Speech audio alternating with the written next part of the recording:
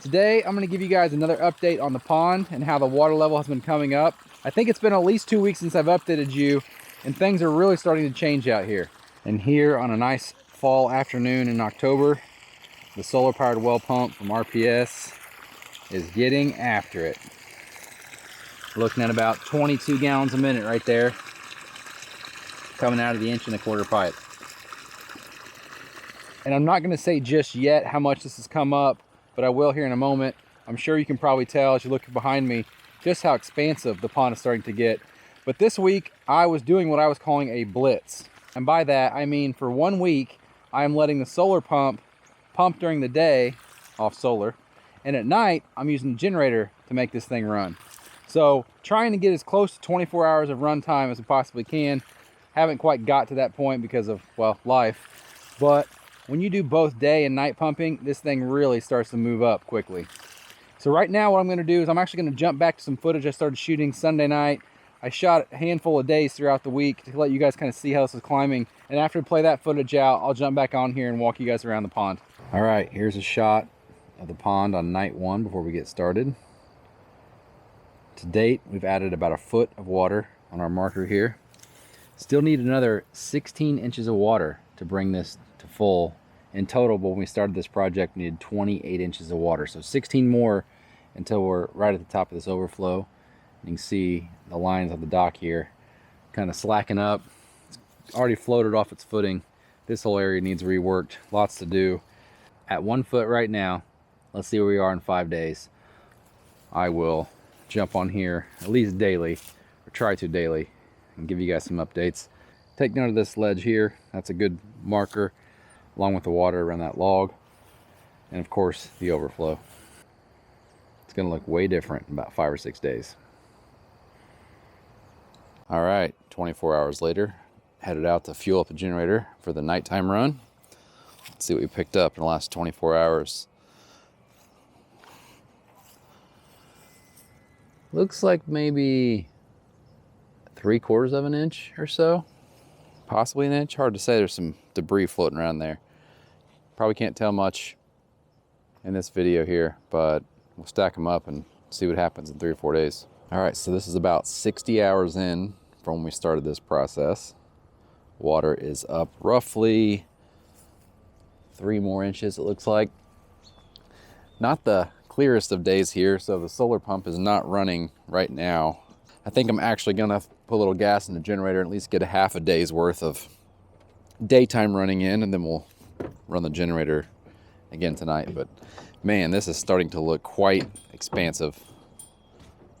We'll keep checking in until the end of the week. That heron likes to crap all over my dock. Eats my fish too. All right, here we are, end of day 4. Can you guys tell it's starting to get a lot bigger yet? It's sure noticeable when you walk up to this thing. We are at over 4 inches. I'm not sure how well you can see that there, but just below the water line there is one of those hash marks. So 4 inches since 4 evenings ago. And man, this thing's getting crazy big. We'll walk over to the other side. We're pumping on solar right now. Some marking points though. You can see this rock here is now underwater, this piece of concrete. The log laying there is now fully enveloped in water. And what's crazy is we still have about 1 foot to go. We're working our way up to 28 inches in total. And it looks like right now we are at about 16. Over here on the far side, are currently pumping off solar. This area too, you can start to see just how the water's starting to chase back up the bank. Again, for reference, at one point, if you guys can see the cinder block sitting right there, that's about 3.5 or 4 inches underwater. When we first started this process, this pipe was laying on that, extending about the same distance, about 3 or 4 feet over, and it had about 10 inches to drop to get into the water. I had to do that just to get the water to fall into the water and not be eroding the shoreline. So got some more gas on the golf cart here. Gonna gas up the generator for nighttime pumping and keep this project rolling. Hoping to add at least 2 more inches to this before I wrap this video up. Here we are back real time, and I don't know if you guys can see, there's a couple bass hanging out right next to that overflow. There they go. So tonight around 7 o'clock we'll mark 5 days for when we started doing this. And if you can look at the hash marks there, kind of go backwards, 2 feet down, maybe 2, 4, 6. So if we get to that hash mark that's sticking out of the water by about 1 inch, we'll get to 6 inches. And if we pump tonight with a generator, which we will. We'll easily get to that 6-inch mark. Today only being Friday, I'll probably pump this with a generator overnight, Saturday night as well, but I don't know that you guys will see that. But as you look around here and compare to when I first started shooting this video, I know I highlighted, I can't remember if I talked about this stone or not, that piece of concrete, but definitely talked about the log here, and now the water has crept all the way behind it. And you can really start to tell the square footage you're picking up as you look around this area here. For example, if you guys can see those ruts down there, that's from the lawnmower when I was mowing like the reeds way out the shoreline earlier this summer, or right before we started this project rather. Man, there are fish everywhere. I need to do a fishing video for you guys. I don't know if you can see, I can see it with polarized lenses. Right out here is one of those stakes that was sticking out of the water when we first started this project. It looks to be about 8 inches underwater. And we'll walk out here in the dock now, and you can see just how expansive this is getting. The post for the canopy on the beach is now almost, well, it actually is pretty much in the water. You know, you used to look out this way and the grass would kind of start pretty quick. Why do the airplanes hate me today and every other day? But when you stand out here, it is looking huge. Way different, I'm sure, in person, but if you've watched most of these videos, I think it's pretty apparent. Just creating more projects for myself, because this hole simply needs to be pulled up, get these rocks scooted back. And I honestly like where the dock is now, so I may have to build another gangway, and I'll have one of them affixed permanently up here and then kind of attached to those two floating ones. And my beach is going to be shrinking significantly, so I may take the board, scoot it back, make for a bigger beach. But now we have more sand in the water, which is good. It's amazing to think about how much this has come up and how big it has gotten. But what's wild is, let's say we do make it to the 6-inch mark there, that will have put us at 12, 14, 16, 18 inches in total thus far, and we still would need 10 more inches. I think when we first started this, we said we needed to get about 28 inches to get to the top of that overflow. So if we make it to that hash mark, we'll still have 10 inches to go to get up to 28 inches, which would be, you see the 2-foot line there? Maybe you can't. But 2 hash marks above that 2-foot line to get to our 28, assuming that those two jive. I'm very excited to be where we are now, but as this climbs this overflow, you're gonna hear the excitement in my voice in these videos build all the more, because again, our high water mark ever is right about that rope line. And so that was about 2 springs ago. So once we get to that rope line and above, I'm really gonna get excited, because I've seen it at that level, but I've not seen it when you climb another 6 inches beyond that. And so in some of these flatter areas, man, the water really creeps up fast. I'm gonna bring you guys along on one of my golf cart rides. This is one thing we like to do. Look at all the garbage on the pond from harvest. All the dust and pollen and nastiness that came off the field when they get the beans. But this is one of those things that we like to do with the family, is pile on the golf cart and roll around here, listen to music. It's really relaxing. But all the more when it's a bigger body of water. It just seems more like a lake and less like a hole in the ground. Here, we'll stop here for a second. So if you recall, this is the cut that we sealed up. Never had the opportunity to have water start flowing in that bottom pipe, so I did go ahead and seal that up.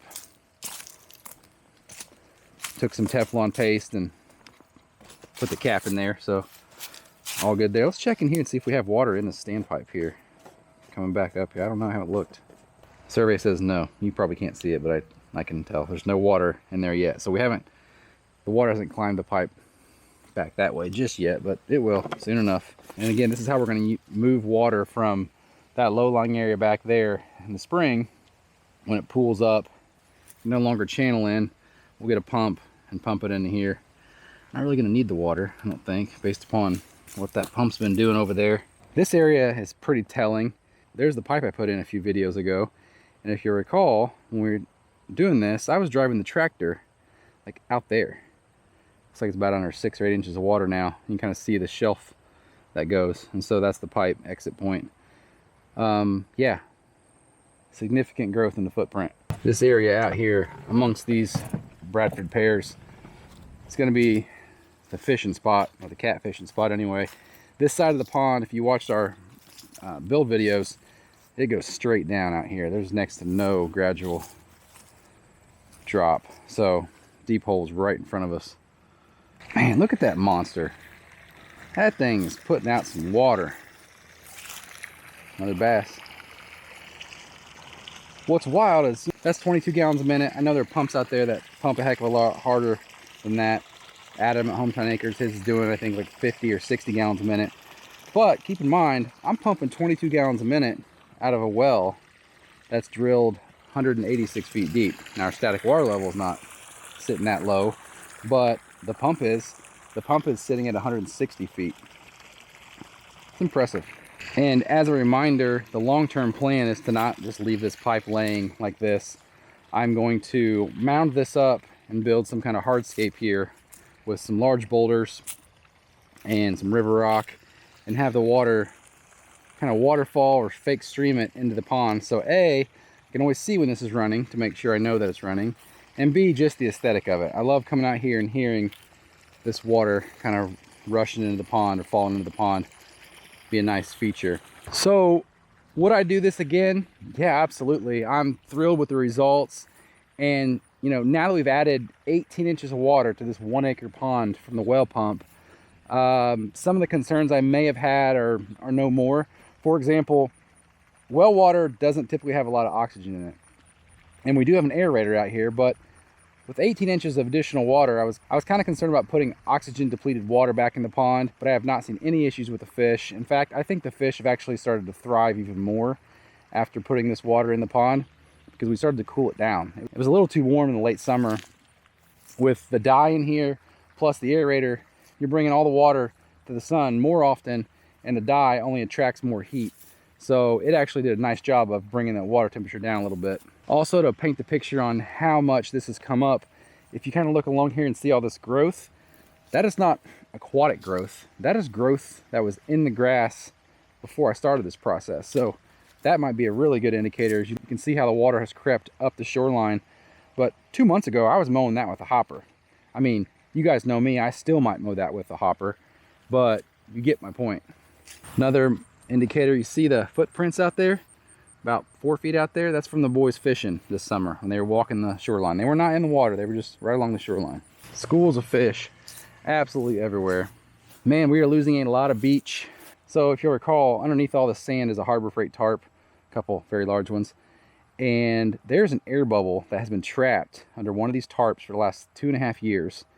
And it is right there. You can maybe see kind of how it's mounted up. That was actually in the sunshine, not in water, about a month ago. Just trying to highlight for some of you who don't see this every day how much the square footage has increased on this pond. Another nice benefit is when I put this beach in, I put a cinder block wall out here to kind of stop the sand from going downhill, with obviously with the cinder blocks with the holes going vertical in the flat face. But the depth the pond was this summer, everyone was hitting their feet on it. Once we're full, you won't be able to walk out there and touch, at least if you're 6 feet tall like me. I'm not 6'5" like the other Adam I know, but so he might have an issue, but you get what I'm saying. Another item that people probably don't know if they haven't been on the channel for a long time is there's actually an issue with this overflow. This is a concrete pipe that's open on both ends. It's about 8 or 9 feet down, and coming out of the side is like a 6 or 8 inch piece of drain pipe.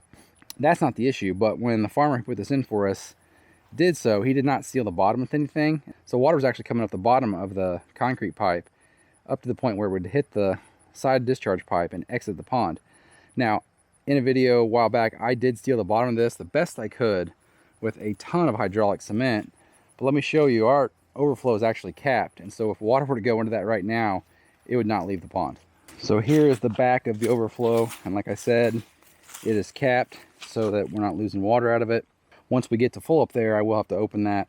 And like I said in a previous video, that well pump will put more gallons into the pond than this would remove through the leak that's up there. So I may ultimately open this and let the pump run. What I thought about doing is putting a turn on this pipe here. And what I could do is put a turn, raise it up so it's about 1 inch or ½ inch below inlet on the overflow. And then water would come here, go up the standpipe, and would not overflow the standpipe unless we were all the way at the top up there. Problem though is then I have a column of water exposed to cold air in the winter, and it'd be freezing.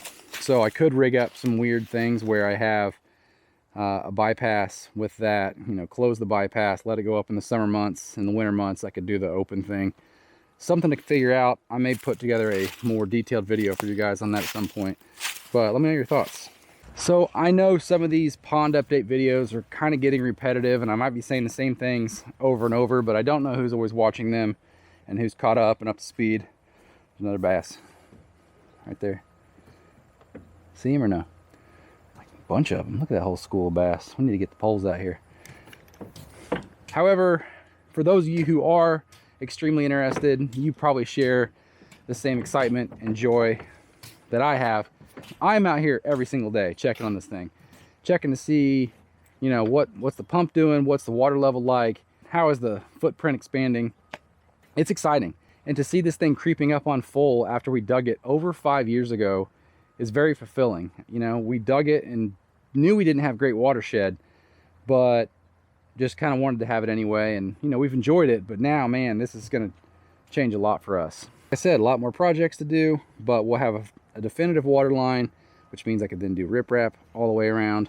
I could build a stationary dock and turn this into a swimming platform way out in the middle for the kids as they get older. We'll have to make a bigger beach, but man, lots of cool things ahead. So to recap, about what, I don't know, it's probably been almost 2 months, month and a half since we started pumping, and we have added 18 inches and we need 28. So not quite 2/3 of the way there yet, but man, we're getting there.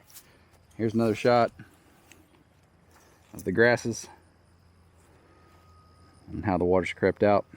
But yeah, as you look this way, you can tell it doesn't look like a hole in the ground anymore. It looks like a pond, or honestly quite even more like a lake. I just ordered a couple of jet skis. They should be here next week, and once we have those, we'll really get things cooking. So while this isn't going to be a full week of pumping, at least on video, go ahead and call it 6 inches, maybe 6.5 or 7.